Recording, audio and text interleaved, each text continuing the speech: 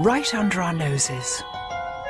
In our homes, cities and towns, on our sofas and laps, a quiet invasion has been taking place. The cat is now officially the most popular pet in the Western world. In Britain alone, it's reckoned there are 12 million cats. A vast, softly purring army, which it seems we are utterly powerless to resist. And yet, for thousands of years, no creature has divided us quite like this one.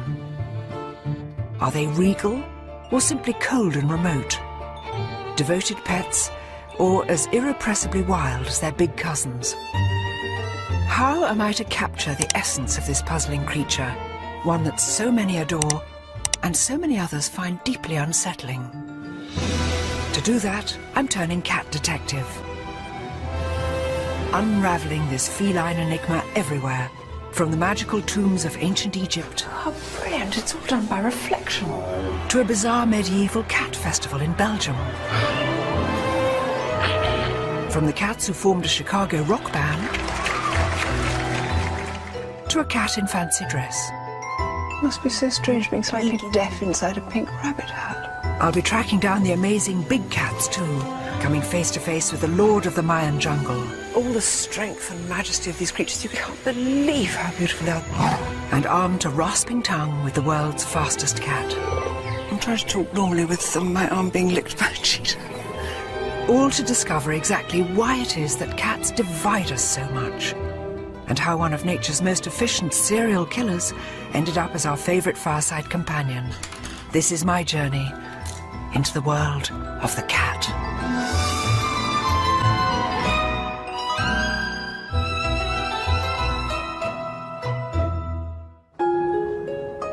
My journey begins here, at home, and it begins with a confession.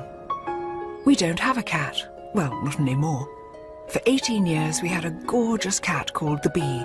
When he died, I missed him more than I could ever have imagined. I still think about him every day. We even gave him a little gravestone. People say that you choose a dog, but the cat chooses you. And people say that cats are aloof. Well, I don't know about that. All I know is that the Bee, our beloved cat, was much more than a pet. He was a friend. We loved him dearly. And, you know, I think he loved us dearly too. And yet, I wonder if I ever really knew the Bee, any more than I know the neighbourhood cats that now wander through our garden. Unlike dogs, so much of what cats do is secret and nocturnal, mysterious. It helps to explain why some people find them so disturbing, and why so many others find cats irresistible. But where does this deep divide spring from? First stop on my journey, a cat show in Milton Keynes, to find the true aficionados, the ones whose absolute faith in cats is beyond doubt. In the West, cat shows like this are the ultimate expression of our modern obsession with cats. Hello, darling. Yes, sweet one. And you can see why. Was there ever an animal quite as beguiling as the cat? Another Bengal male. Or as adorable as a kitten? Called what? Scylla. Scylla. Scylla Black. I didn't think of that. Beautiful blue eyes and a slightly Barbara Streisand look. I think it's absolutely fantastic. Over the years, we've engineered around 100 breeds of cat. From green eyes to blue, from long hair to no hair whatsoever. And what breed is she? She's a Sphinx. It's a Turkish fan. It's a snow Bengal. This is a Singapore cat. Very bright, very lively. But look around any cat show like this, and you'll notice something which has never changed. It's women, not men, who are least able to resist the lure of the cat. Hard to believe that a few hundred years ago, many of these women, including me, might have been burned at the stake, along with their cats.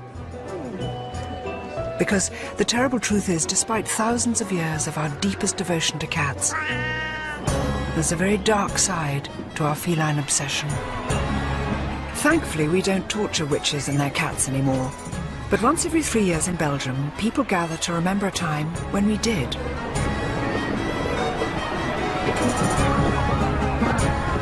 On a warm afternoon in the town of Ypres, their world-famous cat parade is now in full swing. It's all a bit surreal, yet so far at least, it seems pretty harmless. I can't resist joining in the fun. But courtesy of the town jester, the festival culminates in a rather shocking ritual.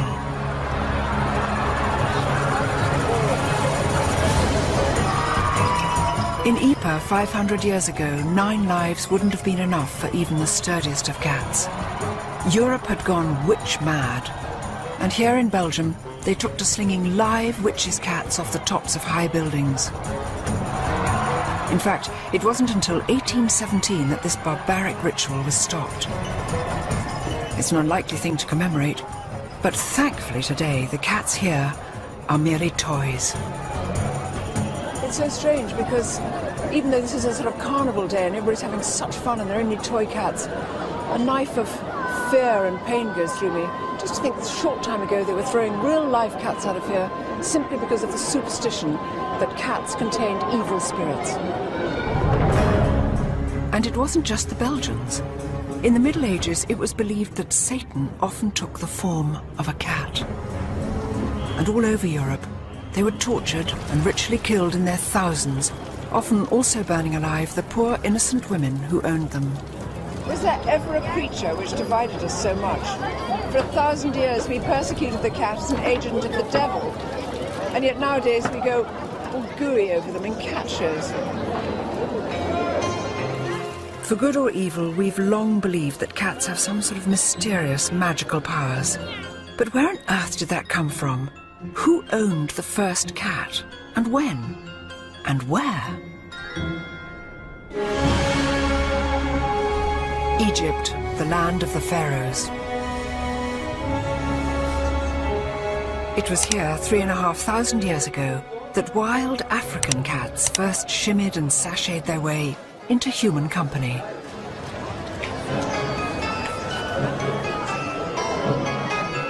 And even today, there are few cities on the planet quite as comfortable with its cats as Cairo. They're everywhere, literally crawling out of every nook and cranny. Once you tune your eye into look cat eyes, once you get your cat's eyes in, you can see little cats, tiny cats, slim cats, cats resting by mosques. These are the cats who are looking after the door. Just one on each side. These cats are mostly feral, homeless, unowned, just like their early ancestors. But for all their wildness, they're every bit as loved as the cats which pose for rosettes at shows. Perhaps even more so.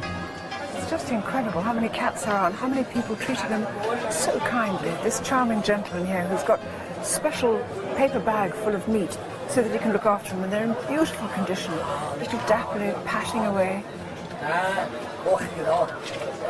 It's just wonderful. And people don't kick them or hurt them, they just smile at them. But in a largely Muslim city like Cairo, that's really no surprise. It's said the Prophet Muhammad had a real soft spot for cats. There's a story that when he blessed his own pet cat on the forehead, he left the mark of his fingers like a giant M, a mark that's been passed down through countless generations of cats. But when and where did cats come to be with us in the first place? And how did they weave their magic on us? To find out, I'm heading way back in time to the mysterious tombs of the dead in Thebes.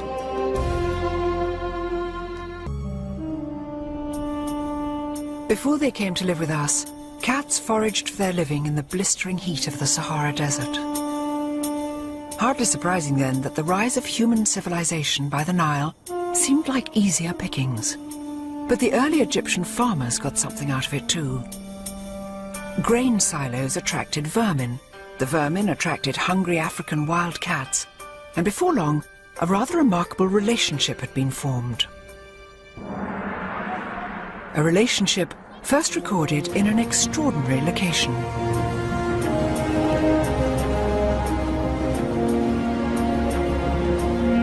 400 miles to the south of Cairo, on the west bank of the River Nile, lies Thebes, the city of the dead.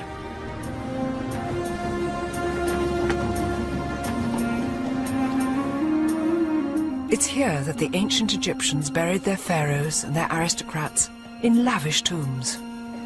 Salam alaikum. Shukran. Thank you, shukran. Tombs adorned with murals celebrating their daily lives in intimate detail. This is the tomb of Nakht. He was the royal astronomer, and here's Nakht himself, looking very fine, quite a dark kind of copper-coloured body. And this is his beautiful wife, Tawi. And round here you can see that they've prepared, this is the beginning of the feasting. And here we can see them sitting at table, top half of the picture's gone, Nakht's lovely little brown feet, Tawi's little pale feet, and underneath Tawi's chair, the most adorable tabby cat eating a fish. Now in those days, cats always sat underneath women's chairs in all these tomb paintings. It's something to do with fertility and somehow links cats with women all the time. Tawi probably took a fish off the table and said, "Here, puss," just dropped it down. It's extraordinary. Here is evidence 3,500 years old, showing how these wild desert scavengers had quite cheerfully taken up lodgings right under our feet. Salam alaikum. How nice to see you. Salam. Can I see the picture of the cat? Huh? Okay. Yeah? Thank you. Oh. I've been told that this tomb has more of the story. Oh, look. There's a light. I'm going to just creep in here.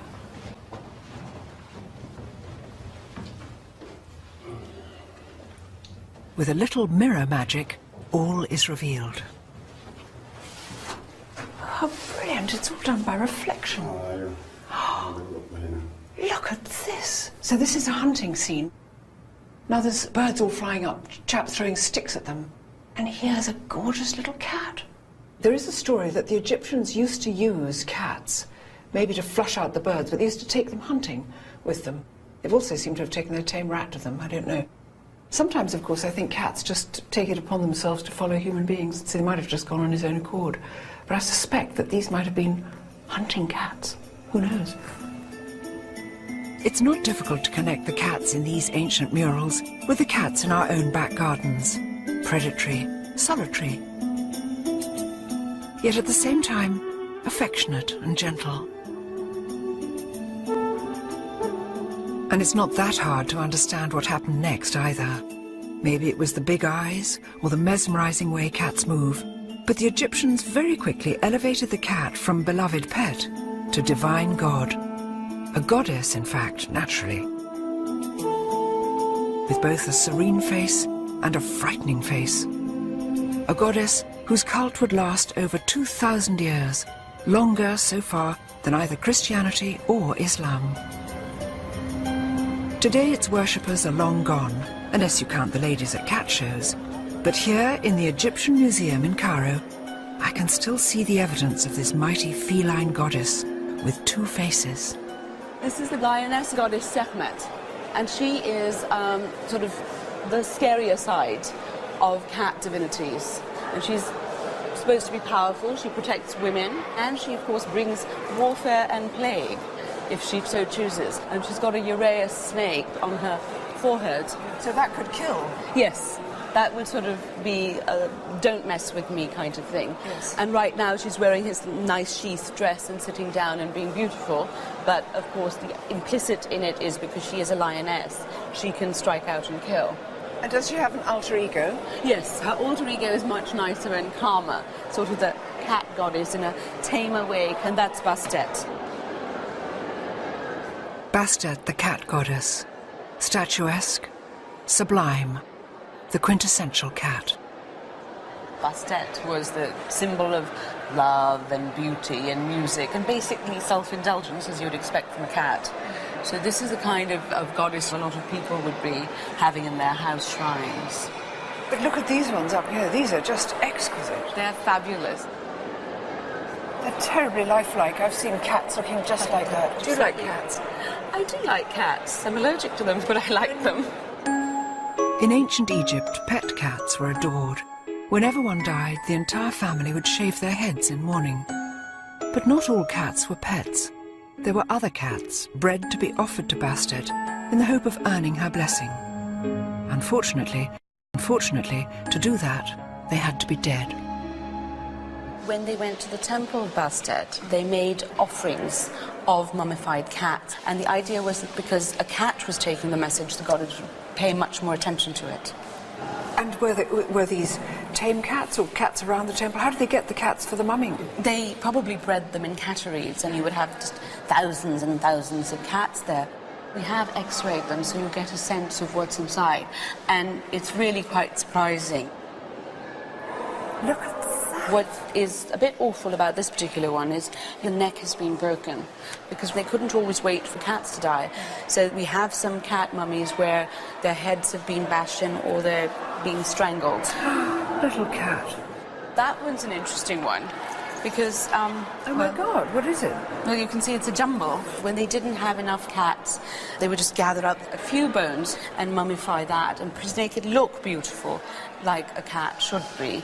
So that's... Extraordinary. This is sort of cat hamburger, if that doesn't sound too frightful. Do you know what I mean? It's just sort of chopped up and made into a shape. That's very accurate, though, and it certainly looks that way. What's the Egyptian word for cat?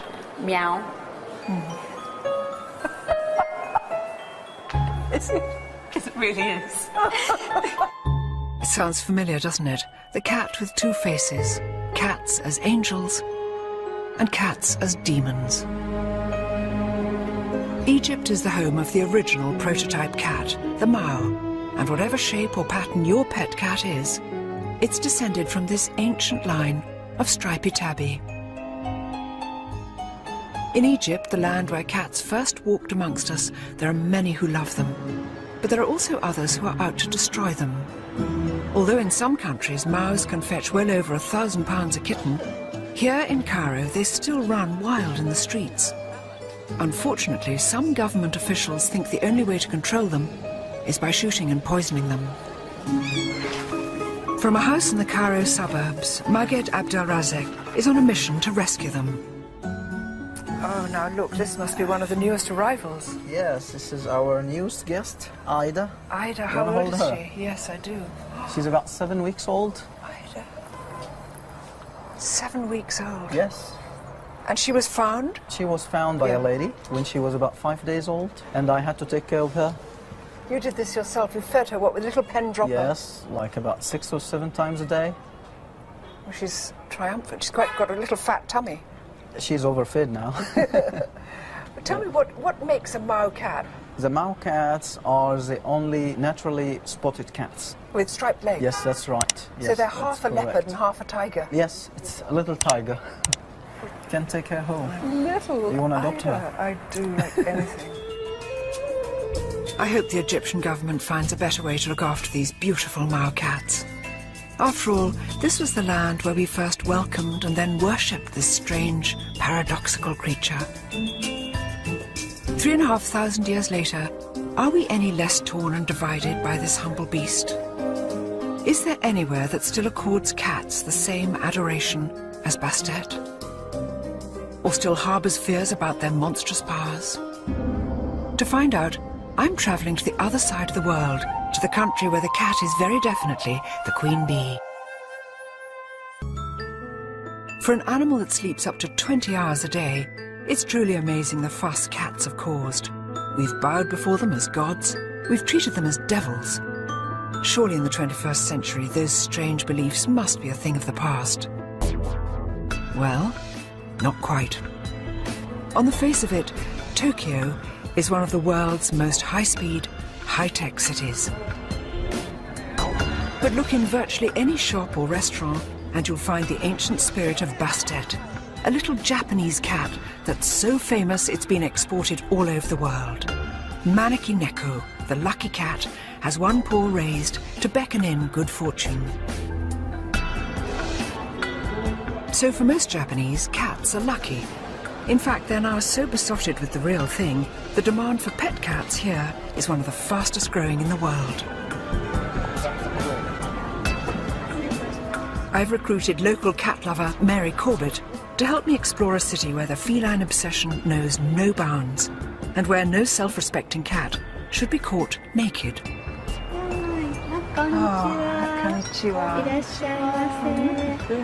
For the very best in feline haute couture, the Stella McCartney to Tokyo's finest cats, look no further than Takako Iwasa. Takako, look at this. Most cats in most places look overdressed wearing a collar and a bell, but not here.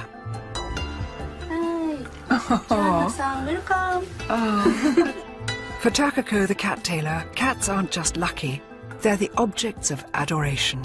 Takako, where do you get your inspiration from now for making, for instance, I see some extraordinary things. I see little cows' heads here and kind of frogs. わからないんですけど、この右方向の上の宇宙からインスピレーションがやってくるんですよ。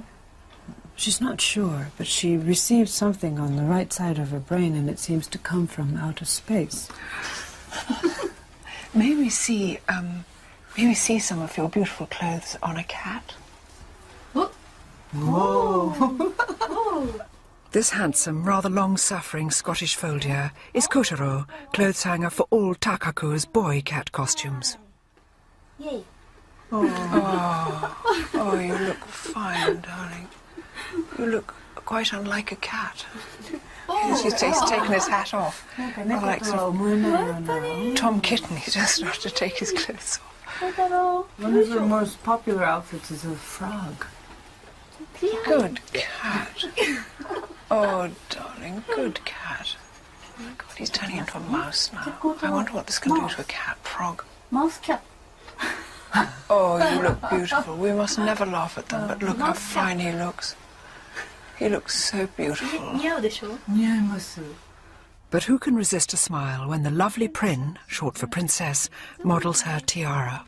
ちゃんと頭に乗せてくれるんです。 Yeah, she doesn't know another cat that can wear a crown. No. Without securing it in place. I never knew a cat would tolerate clothes.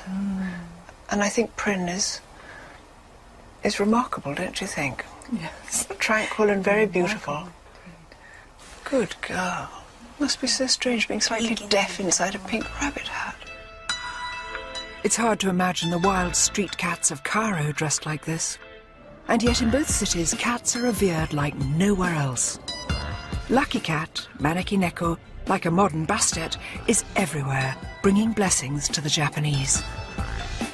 And if you look closely, you'll notice a distinct similarity with another strangely familiar cat.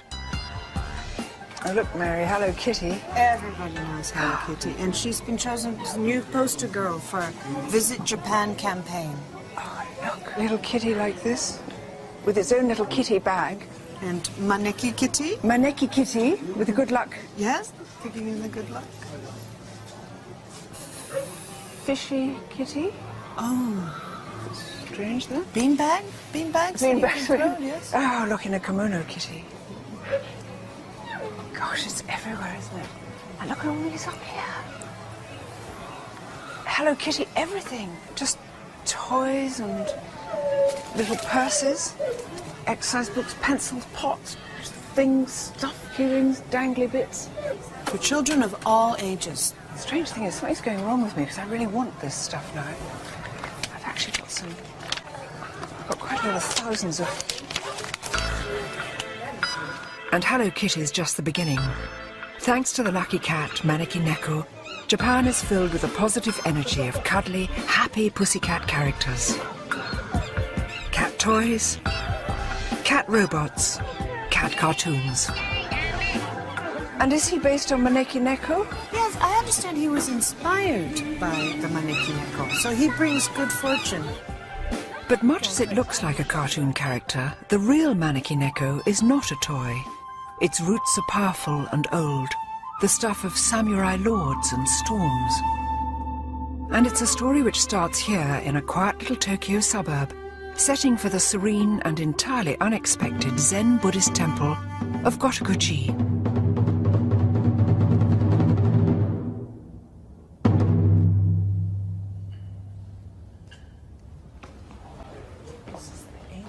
true guardian of the lucky cat legend is the head priest of Gotokuji.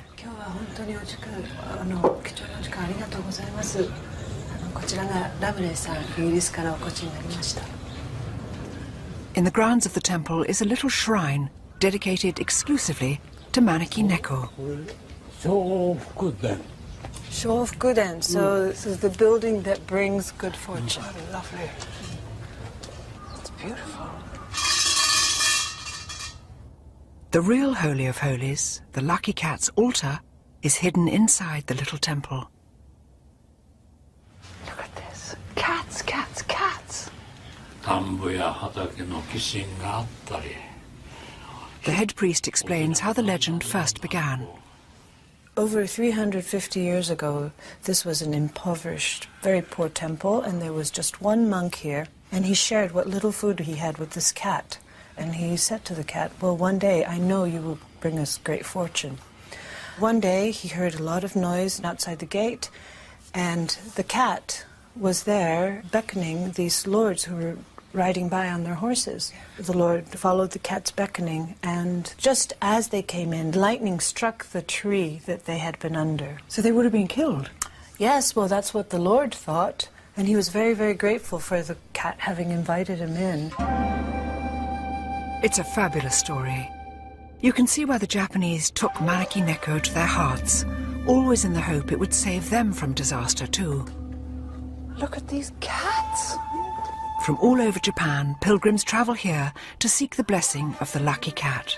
So many, and some are big and some are tiny. True devotees see the cat almost as a tiny incarnation of the Buddha, a kind of mini-god, really. So worshippers would purchase these cats, and then they would pray that they may meet good people in their lives. When their wishes come true, they will bring the cat back to the temple and offer thanks. So these cats have performed great things for the families. All good news, all happy wishes. All happy wishes. But even here, in a country besotted with its lucky cats, you can detect that familiar ancient legacy of fear and suspicion. Take the bullet train out of Tokyo and you enter an older, more traditional Japan, where sinister legends live on. Horrifying tales which speak of the Bake Neko, an evil monster cat. In an old farmhouse, curled up by the fire with a pair of rather unscary cats, legend expert Akiko Manabe tells the tale of an evil pet cat that can change its shape. Once upon a time, there was a family. They loved a cat. Suddenly, that cat was missing, and wife's behavior became very strange. She ate in her own room. She told the family, don't look into my room when I'm eating. But the husband peeked into her room. She was eating the dead mice, dead birds, dead fish. When the wife turned her face to the husband, her face became the face of the cat. It turned out the cat had killed her and ate her up and pretended to be the wife. How awful. Can you imagine being that husband looking through and it's like, and it looks like a cat. And you think it's your wife and it's got a cat face. Right. Is it always women? Cats turn into women? Most of the cases are women, because the people think women are more cruel than men. Catty. Yeah.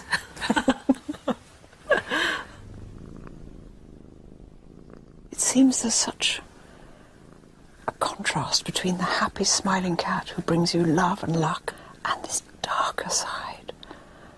The Bake Neko cat, which turns into a monster. It seems that even today, we're not quite sure if cats are good or evil.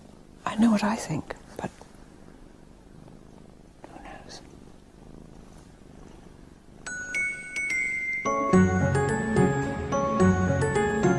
Back in the West today, cats are so spoiled, it's easy to forget what a rotten time they've had of it in the past, and what ridiculous superstitions we've linked to them.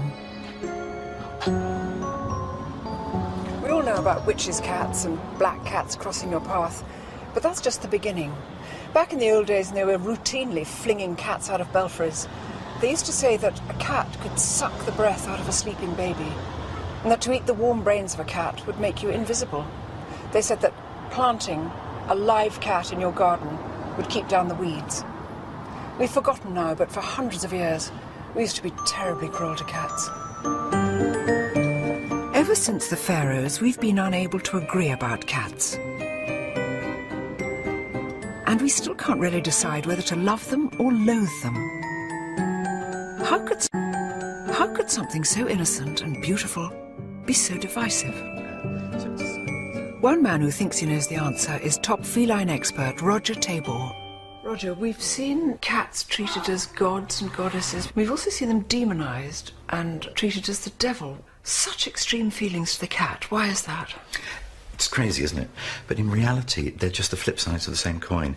We recognise that there is something strange about them, and at the same time, you recognise they've deified it. It's always the otherworldliness. And what is the otherworldliness about the cat? Yes. Well, when you look at them, you've got a package. It's a nocturnal, lone hunter. When you're dealing with an animal which is not a pack animal, then you're dealing with an animal that doesn't like being told what to do. With the dog, you are either the boss or you are bossed. But with the cat, it thinks it through for itself. It's much more independent. So we've always been a bit wary, a bit distant. We understand that they are somehow other, somehow wild, somehow strange. The solitary hunter lurking within. The irrepressibly wild feline heart.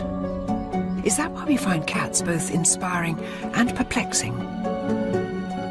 If it's true, then my challenge now is to meet the full force of that wild side, face to face. Hidden deep in the jungles of Central America lives the ultimate mysterious, solitary feline. Just like the cats of Egypt, Europe and Japan, the mighty jaguar both transfixed and terrified an ancient civilization. Unfortunately, this great cat is paying the ultimate price for our fear. Rollover Labradors and rollover Cocker Spaniels. In the 21st century, the cat is the new top dog. Globally, there are now over 200 million of them living in our homes. And yet, on this journey, I've learned just how deeply cats divide us. It seems it's their solitary nature which is to blame. But is this the same spirit our cats still share with their wild cousins? The Mayan jungle in the heart of Central America is home to the world's most elusive big cat, the ultimate solitary hunter. Centuries before the arrival of the domestic cat, the Mayans worshipped the jaguar with the selfsame mixture of fear and adoration. But actually finding one is a serious challenge. If anyone can help me, it's Mexico's top jaguar conservationist, Gerardo Ceballos. Before we begin scouring the jungle for this mysterious beast, Gerardo's brought me to an ancient ruined city to get a bird's eye view of the enormity of our task. So this is one of the largest ones. Look at that. It's immense. It's a huge area. It's probably the second largest in the Mayan world. Calakmul, once a metropolis of 50,000 people, flourished for over 500 years. By 900 AD, this civilization had collapsed, and with it the cult of the jaguar, as the Mayans abandoned their cities for good. So, Gerardo, tell me about the cultural connection between the Mayan people and the jaguar. Well, in Mayan mythology, jaguars were very powerful spirit living in the forest that could cause you damage. On the one hand, they hate the jaguar because it's killing their cattle and their goats, but on the other hand, they really respect it. It's a mixture of like a mystical respect, but also a lot of fear to the jaguar. They must have been extraordinarily elusive to see, because somebody said that seeing a jaguar is like seeing vapor, like a mist. You're staring at it, exactly. And you don't know if you're seeing a jaguar. Respect and fear. It sounds so familiar. That same ancient response to the cat, mirrored here with America's top jungle predator. Wow! Look at this. Very impressive. So everything is like probably 1.5 million hectares covered by forest. But you can't see, apart from these ancient pyramid sort of buildings, there's not another There is building not a single person inside here. in 360 degrees, all the way around, nothing. Nothing. It's dense forest now, but 1,000 years ago the Mayans destroyed their own way of life by greedily chopping down the precious trees they needed to sustain life. God, this must have been strange, a treeless metropolis. Exactly. When the Mayas collapsed, it was more on a local or regional impact. Then a lot of the species, like the jaguar, they were able to move to other areas where there were forests and survive. What is happening today is that we're destroying all the forests, you know. So the jaguar is in danger and it disappeared. Yeah. If we cut it down now, they've got nowhere to go. Exactly. I'll do whatever it takes to look one of these big cats in the eye, to see if I recognize the wild heart that beats inside every domestic cat, even if it means getting up at 3 in the morning. We know less about the jaguar than about almost any of the other big cats, and that's because they're so hard to see, and they're so very shy. But this morning we're going to have a very good shot at finding one. We've got a bunch of dogs and a bunch of men here to see if we get lucky. Gerardo and his team are on a mission to find and study as many wild jaguar as possible, and hopefully figure out why these great cats are dwindling so dangerously in number. Do the dogs get excited before we go? Yeah. They want to go. They want to go. Early morning before the sun rises is generally when jaguars are most active and easiest to spot. And even here, nothing beats a dog when it comes to running down cats. They're being tied by the chains into the back of the van so they don't all jump out. They're peaceful and sweet and waggy and they just look so friendly. But I think that'll all change once we get onto the scent. Timing is everything. There are just a few weeks every year at the height of the dry season when conditions are good for finding jaguar. Too much rain and the jungle gets too flooded for tracking. Well, the daylight's up now, so what do you think? Yeah, well, it's still very cloudy, so it's good. It's overcast, and by being overcast, it helps us to work longer time during the day because we don't have the pressure of the sun on the dogs, on the people, and on the jaguar. So right now it's perfect. That's it. At a remote river crossing, Gerardo decides it's time to begin tracking on foot. We're going to look around here for the scent, okay? Okay. To see if we can pick it up. Okay. Perfecto. Uno. I think this is good because I heard that jaguars like to hunt near water. And amazingly, jaguars quite like swimming. Of all the big cats, jaguars and sometimes tigers, but jaguars are most fond of the water, which is unlike any domestic cat. Hates getting wet. Excelente, excelente. Vale, mi Cuau. And yet in so many other ways, jaguars and domestic cats, in fact all 38 members of the cat family, are incredibly alike. Designed by nature as perfect killers. Razor teeth and claws hidden inside velvet paws so soft you'd never hear a thing until they were right on top of you. Gerardo, what happens when the dogs get the scent of a jaguar? What happens then? They will start to howl and bark really loud, and then we will release them, and then all of them will start to run. Then the jaguar hopefully will climb up with the tree. Yeah. We will arrive and dart it, put it back here, and then do all our work of measuring it and on the forest floor, taking blood samples, all kind of information that we need from that animal. Gosh, better catch up. Yes. After a few hours it becomes too bright and too hot, and our chances of finding a jaguar drop significantly. There's no scent. Very disappointing. We don't have it around here, apparently. So we will keep on trying to find it. But for today, at least, the jaguar hunt is over.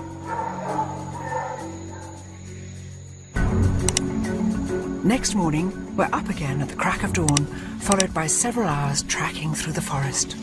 But still, nothing. I'm starting to think jaguars really are just misty vapours, a feeling not helped by some very unseasonal rains, which fall every single day. And this is supposed to be the dry season. Is this climate change? Because it shouldn't be as wet as this now, should it? No, we have some unusual rains. It's not actually typical to have any rain. After several days of searching, I'm still no nearer my first jaguar. It seems my luck has run out. I just can't believe it. This is supposed to be the dry season, and it's turned out to be the rainiest of rainy seasons. And we've been going out with the dogs and tracking and waiting and looking and doing every possible thing you can think of. Didn't appear, not one sign, not one sniff. So we're just going to have to call it a day. Feels strangely like England. It's Mexico.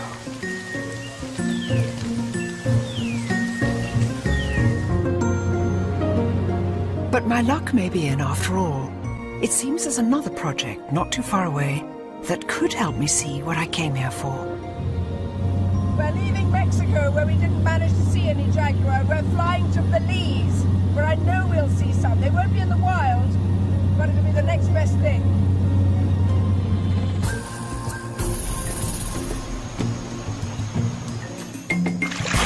A 100 miles as the parrot flies, in another part of the same Mayan jungle is Bowden Creek Ecological Preserve.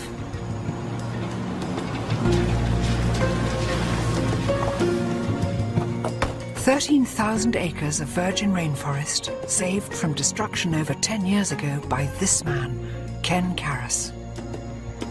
This forest is home to around 150 jaguar. Yet in all the years Ken's lived here, he's hardly seen them. Very rarely will you see a jaguar in the wild. It's just so difficult to see them. They're ambush predators. They wait, they maneuver into position, they pounce and strike, and in one blow, they've killed their prey. They don't chase it. They can't. How can you chase something through thick jungle like that? You can't. It's a description which rings so many bells. It could be any cat stalking a mouse or a sparrow, a ruthless killer that can suddenly vanish without a sound. No wonder the ancient Americans saw the jaguar as a magical creature. Tragically, I now think seeing a jaguar in the wild would require a small miracle. But there are 2 jaguars I can see. 6 years ago, Ken rescued a pair of cubs from life in a zoo and brought them here to the heart of the jungle. Meet Bosch and Shupi, jaguars and brothers. Look at that great black creature. Look at that. Oh, look. So where were they born? They were part of a captive breeding program, and instead of going to a typical zoo in Mexico, we decided to bring them here to help with getting people to understand conflicts with jaguars in the area. Ken, there are going to be people who say huge cats like this shouldn't be kept in an enclosure. Well, they can't go into the wild, can they? No, you know, they would not be able to survive. They don't know how to hunt. Some people might say, well, maybe we can train them like we train cheetahs or others to go back wild, but we don't know enough about them. Jaguars are the least studied of all the cats, because how do you study something you can't really find every day? And, you know, what we really want people to understand is here's what they're like. Here's this great icon. Yeah. And there they are out in the forest. Yes. And that forest is teeming with them. And this is why you have to save that. Exactly. I can't believe how beautiful they are. The dark and the light, the yin and the yang. And here's Bosch, black as anything, with just dappled things. And Shupi, coloured like sort of sunlight in the dappled forest. All the strength and majesty of these creatures, you can exactly see why people would have thought that they contained some sort of godly power, or indeed were gods themselves. It's a pity these boys can't roam free in the jungle. But what a privilege, gazing into the remarkable eyes of the world's most elusive cat. Eyes which burn back with the same wild spirit I used to glimpse in my beloved bee. The same spirit you can still see in every cat alive today. The mystery is why these stealthy little predators ever chose to move in with us. I mean, I know we feed them, but They're naturally solitary, they're naturally wild. And they don't do as we tell them, they're not obedient. Maybe that's what some people find so ghastly about them, and what so many millions more like me find so enchanting and adorable. Next time, what happens when we do try to make cats conform to our world? Cats that perform tricks? Cats that wear neckties and false nails? And the big cats that refuse to be tamed and whose future is now in danger? There are more pet cats in the world than ever before. Sensual, cute, enigmatic, stealthy. Every one of them working its wild and ancient magic on our senses. And yet, as I've already found on this journey, cats still perplex and divide us. My quest to understand them has already taken me from a mysterious Egyptian tomb to a breathtaking encounter with the lord of the Mayan jungle. I've learned that inside every cat lurks the same wild hunter spirit. And that's despite nearly 4,000 years in our company. But sadly, man is notoriously bad at leaving nature alone. And so I now want to know what we have done to the cat to mould it to our way of life, and whether our meddling with nature has gone too far. It's a question which will take me from a close encounter with the tongue of a cheetah. There we are, feel that lovely raspy tongue. To the cats who formed a rock band. From the woman who knows how to talk to them. Yeah, when he is all done, we won't even know what to do with them. She's just starting to speak in cat language. To the tragedy of a leopard locked in a cupboard. She put him in a closet, and that's where he lived all day long. I mean, how he survived that, I don't know. I want to discover whether all is well with one of nature's most enduring partnerships. Between cat and man. Or, of course, woman.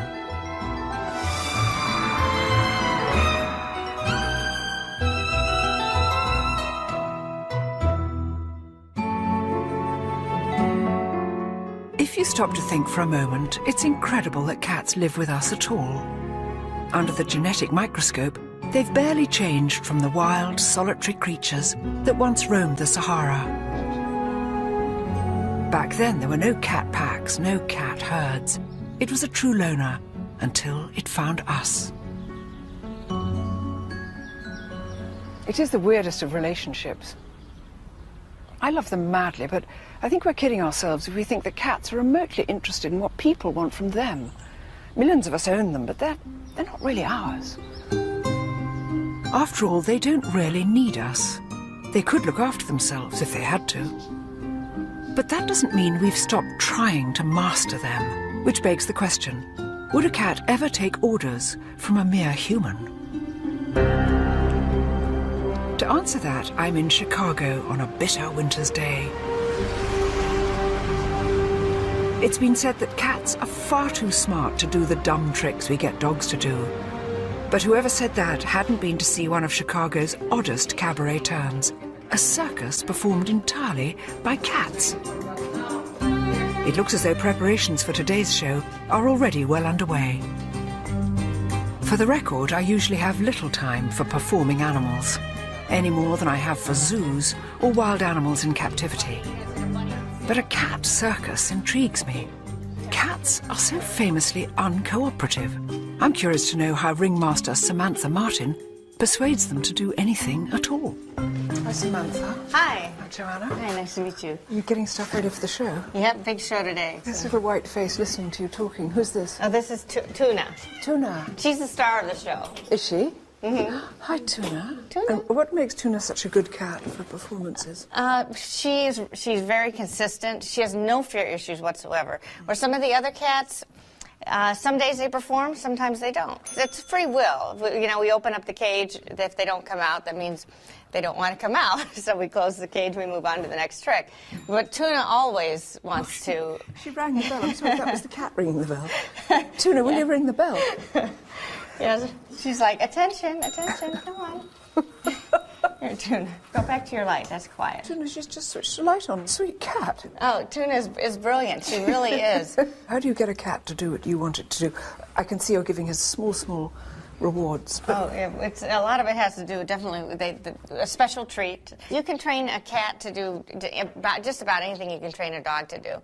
But then where a dog will just be like, I don't care if I only have 2 breaths left. Whatever you want from me, I'll give to you. And cats are like, I don't think so.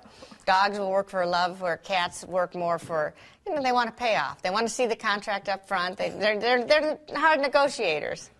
Are they your pets as well as your performers? Oh, absolutely. The cats all live with me. Not going to say how many cats I have, but I always say I'm single. I'm going to stay that way. Do you think Mr. Wright is waiting out there, Mr. Cat Wright? Somehow I'm doubtful, because not one guy has asked me out after the show. And I wear this sexy cat outfit. Come on. When they said cat circus, I didn't know what to expect. Certainly nothing as much fun as this. And the slight dangerous quality of will they, won't they. Very exciting. Can't wait for this afternoon's performance.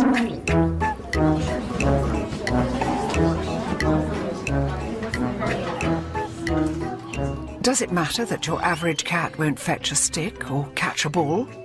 No, of course not. To me, this is much more impressive. Because cats only do the things they want to.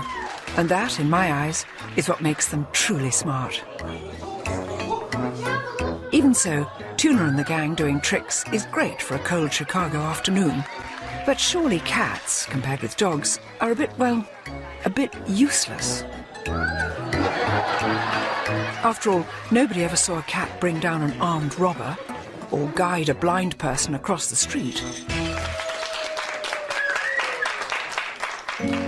So what do cats do for us? Well, we now know that cats do have an extraordinary power to help those in need. And all they have to be is themselves. I'm back in England at Manchester's Seashell Trust School for children with severe disabilities. There you go. You hold him. Most of the time, these children struggle to communicate with the world around them. But when a cat enters the room, they blossom. This is the sweetest little cat because it's just sitting here very, very gently. Here we are, Gabrielle. Yes or no? Yes or no? Mio is a pat cat. That's Pets as Therapy. In Britain, there are now over 100 therapy cats like Mio, and the number's growing all the time. Isn't that a sweet, sweet cat?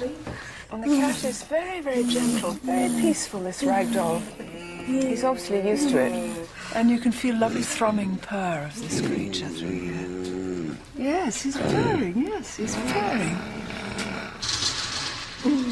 Look, there you go, Jamie. You got the cat? And you can see the enjoyment. The faces light up when they have the animals in. He tends to snuggle in. It's amazing. Most of the animals just know that they're dealing with children that have got special needs, and they adapt to the situation really nicely. And also, there's some children that won't communicate with people so well and will talk to a cat because they're non-judgmental. And also for people who don't want to be touched, it's nice for them to touch something as soft and comforting as a cat. Yes, and to be sat on. I always feel thrilled when a cat comes and sits on my lap.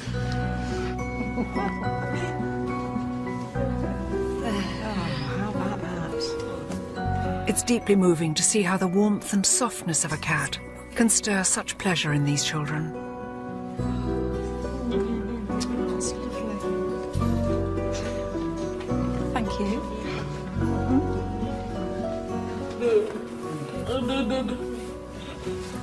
She's busy watching the good boy. Good girl, good cat. Yeah.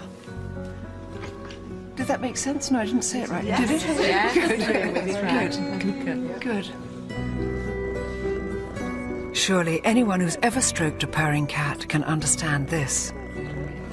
Feline company can lower blood pressure, improve your mood, and bring companionship to the lonely and the sick.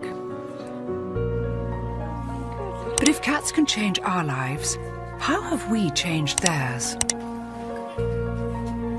What price have they paid for our insatiable need to muck about with nature? I mean, this is really one of the strangest little beasts I've ever held on my lap.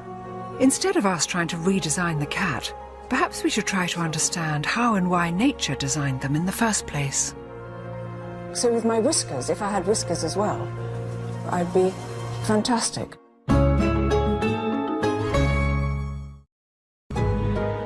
Cats, our favourite 21st century companions. But keeping a cat as personal stress buster is quite a recent thing.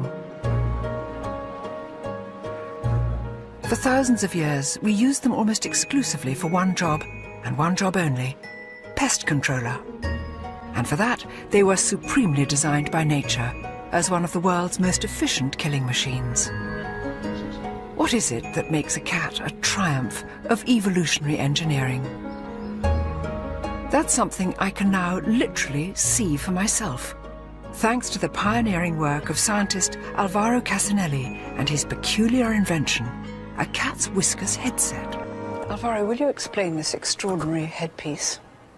Well, it's a mask that gives you the ability to sense the space around you, like having cat whiskers.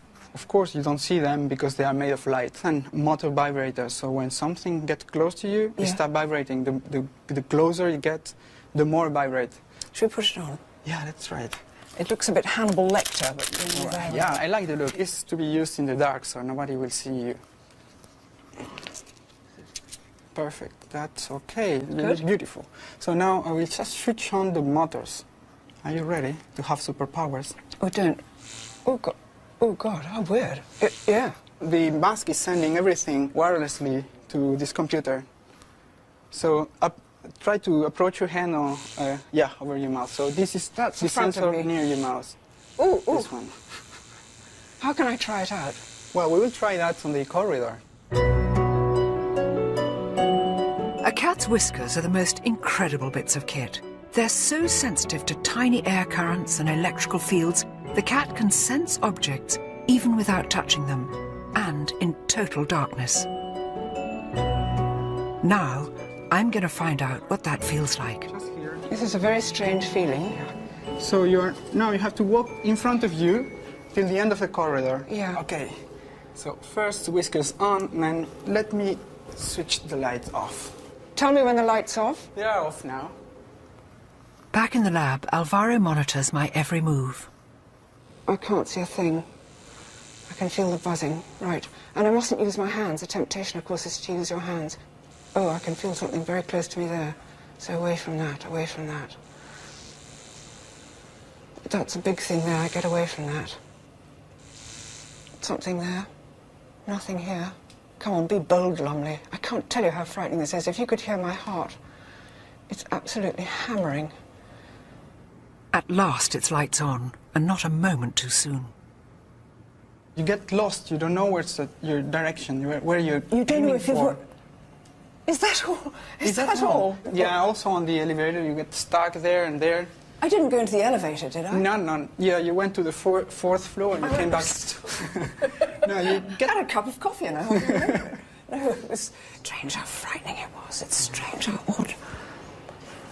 I've got a long way to go to be a cat. Of course, when it's stalking a bird or a mouse, a cat has plenty more weapons at its disposal, not least of which is an incredible sense of sight. From just tiny slits in the day to massive moon eyes at night, your pet cat is a whopping 6 times more sensitive to light than you are. And with the addition of a natty pair of light-intensifying goggles, now I will be too. Too many things to adjust. Okay. So it should be, tell me how it feels. That feels... The line of sight. Yeah, that's good. Okay, so I will probably switch the light off and we'll see. Oh, I see the light's on. Oh, yeah, well. so so it's too easy. What about now? Oh, Now I can't move, I don't see anything. Okay, but I can. So, okay, now this is me walking with cat's eyes as opposed to cat's whiskers. I have no sense of distance, but here I come. Look, not touching the trees. That's not bad, is it? Oh, this is fantastic. So with my whiskers, if I had whiskers as well, I'd be fantastic. And I've a feeling I even might look slightly like a cat. Do you feel that? Wow. That was extraordinary, Alvaro. It doesn't really make you feel like a cat, but maybe... It doesn't, but it makes me respect cats so much because, of course, they have all this absolutely inbuilt and they know exactly how to use it. I was a complete beginner, you know, but they know perfectly. So cats won't be needing this for a little while yet, beautiful though it is. Thank you for letting me try it out. I think I'm just going to look at any old moggy with such respect. A cat's eyes and whiskers were fine-tuned by millions of years of evolution. Sadly, the way some cats look today is the result of just a few generations of biological tampering by us. There are now around 100 different breeds of cat. Fat ones, skinny ones, flat noses, pointy heads, big balls of fur, or no fur at all. But are they really all the product of our attempts to improve on nature? With the aid of a few hand-picked pedigrees, top cat biologist Roger Tabor explains. It's strange looking around at all these cats, Roger. They're all, well, obviously very different. Did we breed them all to look like this? The simple answer is no. Natural selection has happened just as much as man's hand, or woman's hand, because a lot of breeders are women.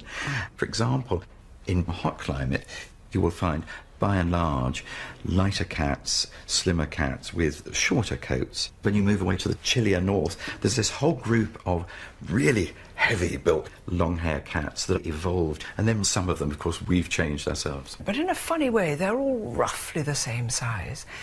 And yet dogs, when I think of things like a Chihuahua and a Great Dane, why is there such a difference in the size of dogs and really not so much in the size of cats?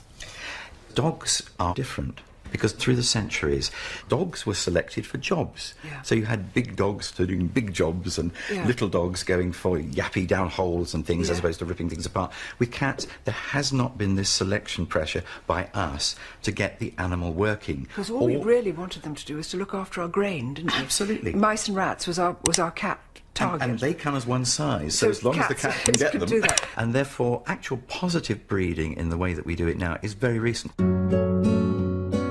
We've been doing it to dogs for centuries, and now cats are fast catching up.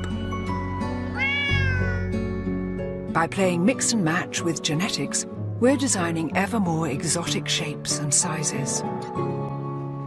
But how far are we prepared to go? For some of the world's strangest experiments in cat genetics, there's only one place to look: America. I'm heading for an encounter with a munchkin. That's a cat. In fact, it's the feline equivalent of a dachshund. And it's earned breeder Terry Harris a nickname in the world of pedigree cats. Meet the Munchkin Queen. So the first munchkin, as far as you know, was a natural development in the cat. It was just a cat which happened to have short legs, is that right? That's correct. It's a naturally occurring spontaneous mutation. Yeah. The gene that is responsible for the dwarfism shortens only the long bones in the leg. It would be like from your elbow on down. Now this is a strange looking little creature, isn't it?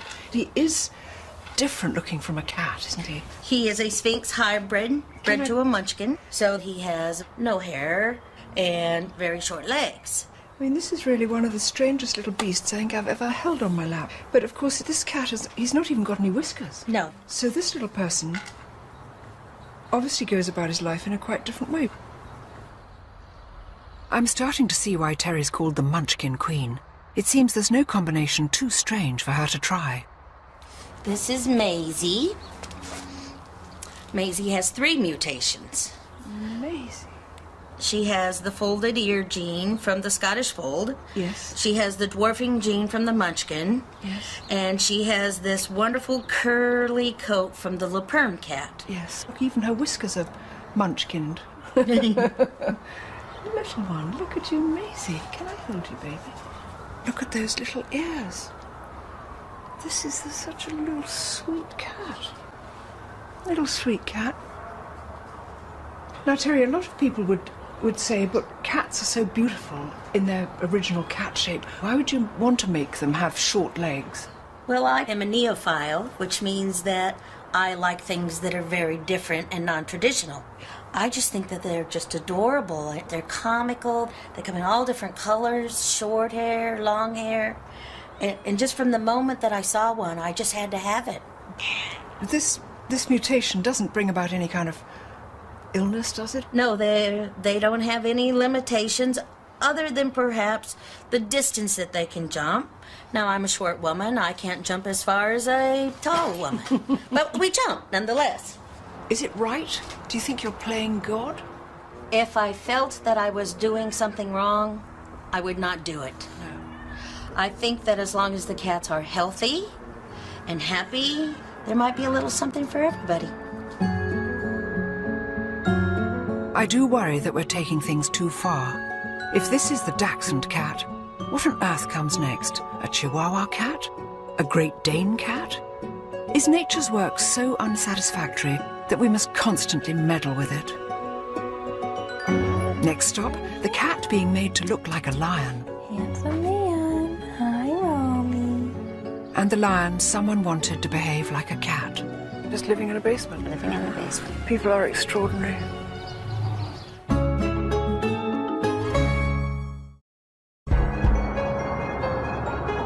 Los Angeles, the home of the alternative lifestyle. The world capital for lavishing more money than sense on your pet. In LA, people who want a designer lifestyle for their designer cat bring them here to the best little cat house. If you're heading out of town on an all-expenses business trip, why not give your cat the same? 5-star luxury accommodation under the eyes of manageress Divinity Libby. Divinity? Hi. I'm Joanna. Nice to meet you. Oh, How nice are to ya? meet you. Good. Can I have a little tour? For sure. Come on in. Look at this. I love cats. Oh, cats. You know, they have all these things to do. They've got the fish. We have all these catwalks up high. They've got the outside. Yeah, you get the birds. Little tiny, and the little car. sort of sofa and chair for Yeah. tiny cat-sized people. Mm-hmm. And do you come in here and play with them? How do you Yes. entertain them? Yeah, that's part of our service, is making sure all the cats get a little bit of love. You can see there's lots of toys and stuff. You've done this beautifully. You've taken such care. Thank you. It's lovely and sunny up here. Yes. Upstairs are more lovely rooms. This is certainly quite unlike any cattery I've ever seen before. I only hope these cats appreciate all this finery as much as their owners do. What is this up here? This looks Those like a camera. Yes, that is a live cat cam. So wherever you are in the world, if you miss your cat, you can log on and see what they're doing. You can control the cam from, Spain. Divinity also offers first-class feline grooming, and she's about to show me LA's latest and hottest haircut for hip cats. This is Romy. Hi, Romy. And You're Romy's beautiful. a Himalayan. So we're going to do Romy today in a lion clip. And he's going to be such a handsome man when he is all done. We won't even know what to do with him. She's just starting to speak in cat language. Gosh, I wonder if I had such a beautiful cat, Divinity, I wouldn't have a clipping on this. Would you? I think that coat looks absolutely sublime. Personally, if it was my cat, I would leave him like this. But some people, they're highly, highly allergic to their cats, and that's the only way they can tolerate living with them. Maybe they shouldn't have cats if they can't cope with them. Oh, man. If Romy could speak, I'm sure he wouldn't be begging to have his handsome coat shorn off. So there's your little lion tail coming out, yeah? Look at that tail, darling. That's the cut. Oh, my goodness, stop crying. He's so handsome, isn't he? Yes, he's so handsome. No. So when they're all done, they get a little grooming spray to make them smell wonderful and fresh. And the boys get a little bow tie, and the girls get a little bow. And since Romy's the little man, we're just going to put this right on him. At least hair can grow back. Unfortunately, some people take much more radical steps to alter their cats. Some people get their cats declawed. You don't believe in that, do you? It's illegal in England. It's I know they do they're it quite trying to often. make it illegal here. We actually, for a lot of our clients, put on soft paws. Do you know what that is? No. they come in fashion colors. So this would just slip on like that, and you glue it on. You glue it on? Mm-hmm. Just a drop of glue in the bottom. Then it doesn't. It doesn't scratch. Right. Do you think we've gone mad? No, but do you, Divinity? Because these are semi-wild animals in a funny way. You know, a lot of people otherwise would declaw them or give them away. Or give them away. Mm-hmm. You see, we don't like animals that don't fit into our way of life, do we? Right, see? Mm-hmm. And I think that's what happens to people, and they go, I've got a cat, I didn't like the hair on it, I didn't like the claws on it, I didn't like the way it did this or that, so I've had all that changed. Mm-hmm. I've modified the cat. Right. I think people are very strange. I've always loved the independence of cats. Surely it's that which makes them unique. Sadly today, it seems that independence is the very thing some cat owners would like to eliminate by turning them into accessories. And there are people for whom a domestic cat has not been enough. People whose quest for a flashy status symbol means going bigger and better, whatever the price. Hidden deep in the Californian hills is a rescue sanctuary for the big cats that people mistakenly thought would make good pets. Lions, tigers, sadly misplaced beasts, living out their days behind bars. It's run by a woman associated more with wings than claws, actress Tippi Hedren, the star of Hitchcock's terrifying film The Birds. For the last 30 years, Tippi has devoted her all to rescuing these poor beasts from abuse and neglect. Hi, Patrick. This is a very beautiful animal. He's a liger. His father was a lion and his mother a tigress. And He's beautiful. The hybrid grows to be, a great deal larger than either the lion or the tiger. How extraordinary. Yes. You beautiful thing. He is immense. The problem is that there are so many of these big cats born in captivity to be sold as pets. It's in the tens of thousands across the United States. It's permitted in the United States? There are 20 states that have no laws whatsoever. And you can purchase this adorable, darling little cub, and by the time it's 7 months old, it's destroying your house and taking a good chunk out of you. They're trying to make a house kitten out of it. Yes, it never works. No. Nobody can keep a tame tiger at home. They will never be tame. Tippi's sanctuary is home to 83 big cats that have never learned how to survive in the wild. And every one of them comes with a tragic story. Will you look at this for a lion? If he wasn't blinking, you'd think he was muerto. He looks completely out of it. Leo? That's adorable. That is very, very attractive. Leo was living in a basement with a family, and they had children. And so no going outside for anything, just living in a basement? Living in the basement. People are extraordinary. This beautiful black leopard was purchased in Texas for $6,000. And as he grew, he was scratching the ladies' satin sofas and chewing her Jimmy Choo's shoes. So she put him in a closet, and that's where he lived all day long. And finally, they brought him in a zippered clothes bag in the trunk of their car. I mean, how he survived that, I don't know.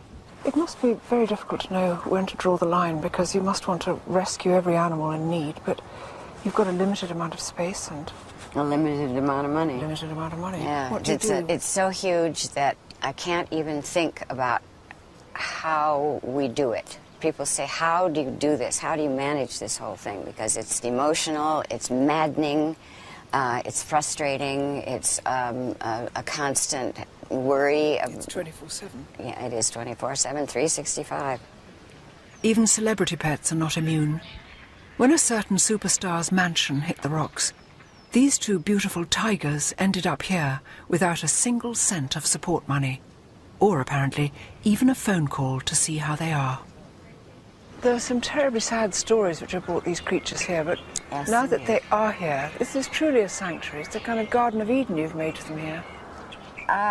Yes, and it's a lot of work and a real labor of love for the, and I love these animals more than my next breath, but they're not pets. No, that's true. They're wild. Yeah. And you can't take that out of them. Man really can be very poor at knowing how to live with nature. And yet we do have this ancient compulsion to share our homes with animals. I'm visiting a cat rescue sanctuary in South London to discover what happens when that compulsion gets out of hand. This has expanded so much since I was last here. It's actually twice the size. It's twice the size. This was next. For the past 30 years, my old friend and ex-top model, Celia Hammond, has made it her mission to help cats in need. Yeah. Hello. So, and these are what? All this is all today's intake for surgery, various, nutrients and various other ops. Quite a lot to get through today. Do you get pedigree cats in here as well? As unwanted, we often get pedigrees, but particularly Persians, because people can't be bothered to groom them. They buy them as little cuddly babies, and then when they grow up and need to be groomed, they get fed up with it. So they come in here completely knotted, all their legs knotted together. They can hardly walk, some of them. People don't realise how much work they are. Celia's sanctuary can house up to 400 animals at any one time.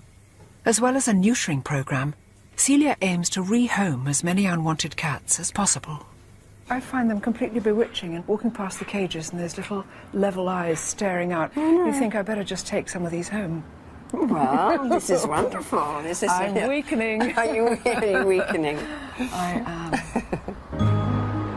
Many of Celia's rescues are strays or abandoned cats. But we're now on a different kind of mission. Sometimes the problem lies with cat lovers who simply don't know when to say no. There is such a thing as too many cats. Well, it's real hard work to try to persuade people to get their pets neutered. Some people say, I don't care what happens to other people's animals. All I know is I want my cat to have kittens. But they're making the situation worse when there's so many animals being put to sleep. Yes. Every day. How can it be right to bring more into the world when there's no homes for what's here already?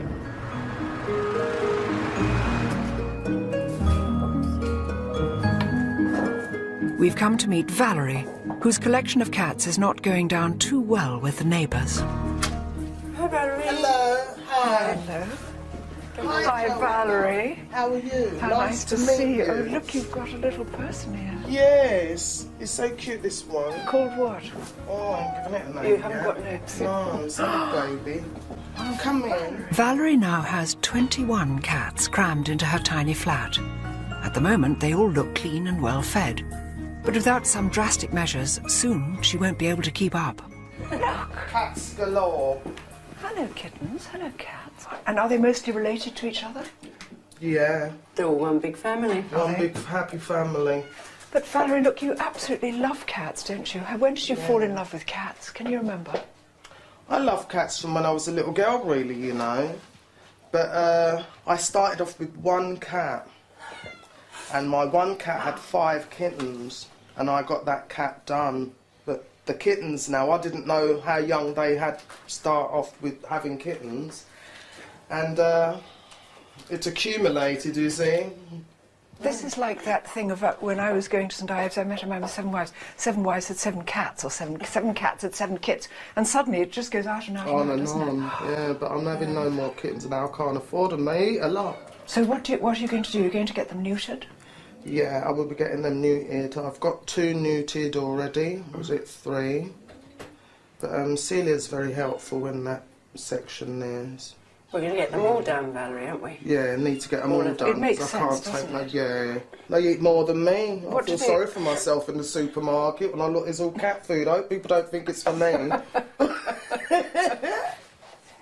I think Valerie simply hadn't realised how quickly the numbers would explode.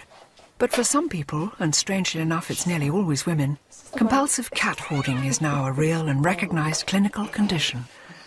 What's happening? They're canoodling down here.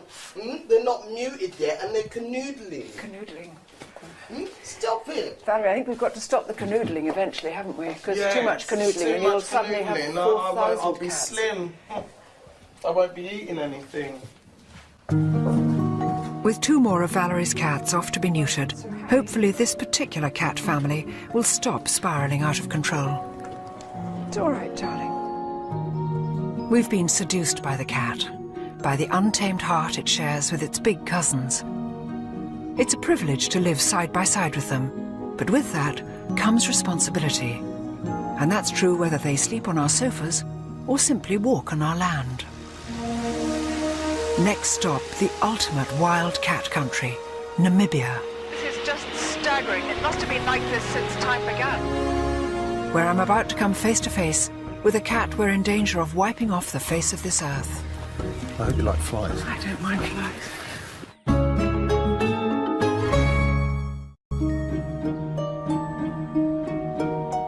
Quietly, cleanly, and with great poise and self-assurance, the cat has overtaken the dog as our favourite companion. But for all our efforts to master and redesign them, cats are still, at heart, as wild as they ever were. When you compare them with their larger cousins, you recognise the same predatory instincts that we watch with fascination in our back gardens. The big difference is, our response to these cats all too often comes from the end of a gun. But why? For one cat especially, the presence of humans is pushing it to the brink of extinction. 3,000 cheetahs, that's a quarter of the world's remaining cheetah population, live right here on the open plains of Namibia. This country is the front line in a battle to save them. And local conservationist Dave Houghton is a true veteran of the fight. I'm heading skyward with Dave to get a clearer picture of the thing that's brought man and cat into bitter conflict, the land itself. This is just staggering, the size of this plain. It must have been like this since time began, really, do you think? Yeah, this is country that big cats have been in for millions of years. And then man came along and parceled it up into little blocks for farms. And you get the inevitable human-wildlife conflict. And who's winning? I'm afraid it's man at the moment, but we are making big inroads into trying to get that balance right. Beautiful, then. Beautiful. Dave is the head honcho of Africat, a charity that's fighting to save cheetahs from trigger-happy farmers. Rather than shooting or poisoning a predatory cat, farmers can call Dave to trap it and bring it here, to Africat's 10,000 acres of protected bush. Africat now feeds and cares for 84 rescued cheetahs that would otherwise have been killed. And here are 3 of them: Pippin, Measles, and Knessus. So beautiful. Why do you think they have these gorgeous... Is it just black marks? What is it? It's a Bushman folklore. A mother lost her babies, and that's basically what's left over from the tears of her crying for her babies. These 3 cats are now too old to hunt effectively in the wild, but Dave's about to move them into a brand new 120-acre camp where they can live out their days in peace. Wildlife vet Mark Jago is on hand to give them a full medical. I think it's that guy CA starting to wave. Okay, you can go in there now. It's that one in the middle. Yes, you see him now? He's just wobbling a bit. I just want to check that he is down first. First step, to get this sleepy cat out of the hot sun. If I get the front... Yes. Let me just pull him out a bit because there's a thorn bush there. Yeah? You have to watch for flies, eh? Yeah. If you hold the base of the tail there... Yes. And then put your other hand underneath, under here. Fiona. Under here? Yeah. Yeah. Okay? Yeah. Right. I had no idea I'd be getting quite so close to a cheetah. I hope you like flies. I don't mind flies. This is fantastic.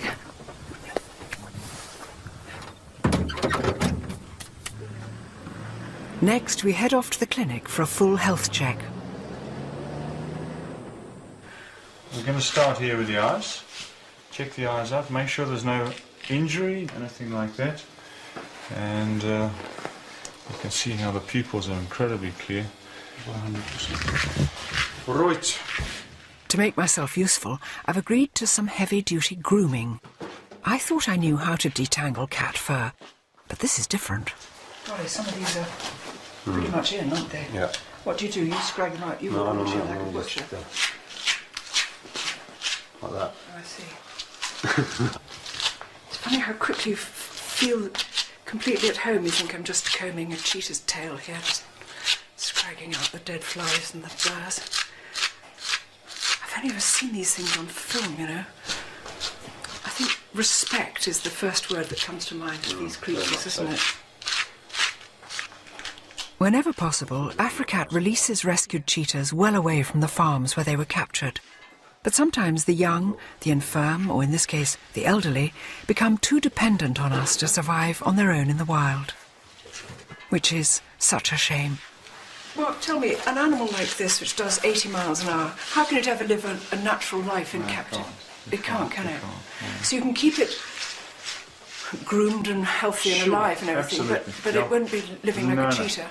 No, I think it's something we've got to recognise. That, you know, as much as we try and improve the conditions in captivity, what we really are working towards is looking at the animals healthy, happy, and conserved in the wild. Yeah. Because that's where they should be. It's reassuring to know there are projects like this. But it's depressing to encounter yet one more example of mankind's inability to live and let live, especially where cats are concerned. Oh, phew. Once our 3 patients have recovered from their drugs, it's time to release them into their new enclosure. Dave's wife, Carla, lends a hand. Just gently stick your fingers in the hole. Are we ready? Yeah. Ready? Hang on. I'll normally just put my fingers half in the hole because then you get a bit of leverage. Yeah. Okay? Okay, go. It came out of that like sort of rocket. It's kind of quite frightening because as you put your fingers just there, there's this sort of excited head comes banging up, and without being too sort of scaredy cat, you sort of think, I don't want to lose the fingers. Too old to hunt they may be, but now Pippin, Measles and Knursus will have plenty of space and protection from the gun.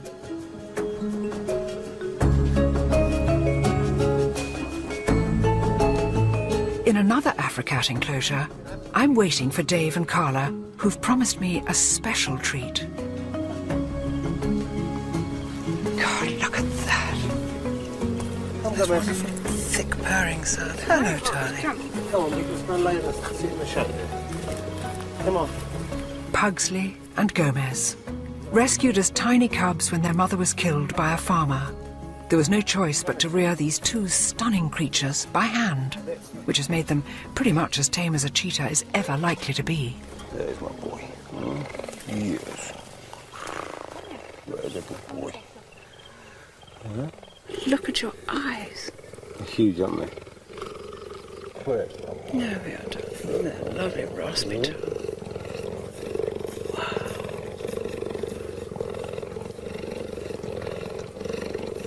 That's lovely, darling. It's extraordinary. Apart from everything being on a slightly different scale, i.e. the purr is 40 times louder and the limbs are X longer, they're so like domestic cats, that licking and flopping. Look, he just loves that. I'm incredibly privileged to be so close to these beautiful cats, but it would be a mistake to think they make good pets. We must always remember that they're wild animals. So really wild animals should stay in the wild and not be in somebody's flat in Bristol or something, you know. It's not fair on the animal for a start, you know. I'm trying to talk normally with my arm being licked by a cheetah. It's just extraordinary.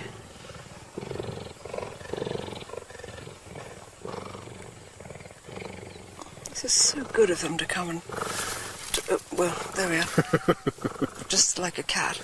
But to do that graceful thing of welcoming a stranger was very nice.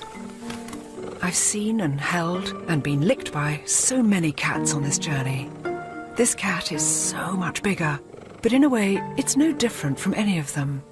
The throbbing purr, soft fur, needle-sharp teeth, the faraway look in the eyes, and the calm that comes from the presence of something so free and untamed, just like our cats back home.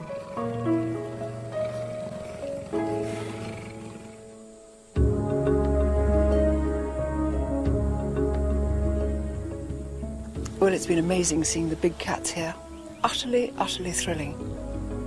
And it just seems to me that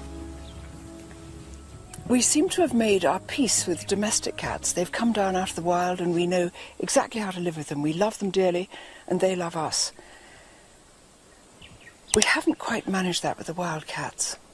With the big cats, we've got to do that to conserve them. After all this was theirs before it was ours. So we've got to learn how to share it, I think. Hopefully the Namibian cheetahs will survive. Their domestic cousins, meanwhile, are in no such danger. What a fascinating journey in their company. From an Egyptian tomb to cats with short legs, cats dressed as mice, cats thrown off tall buildings, cats simply too gorgeous to resist, and cats in the Mayan jungles of Belize. All the cats I've met have shown the same wonderful sense of independence. And I think to truly love these animals, you've got to appreciate the wildness in them, that free spirit which still burns so bright after nearly 4,000 years in our company. And more than anything else, it's the untamed heart that bewitches me, makes me proud to be a cat woman.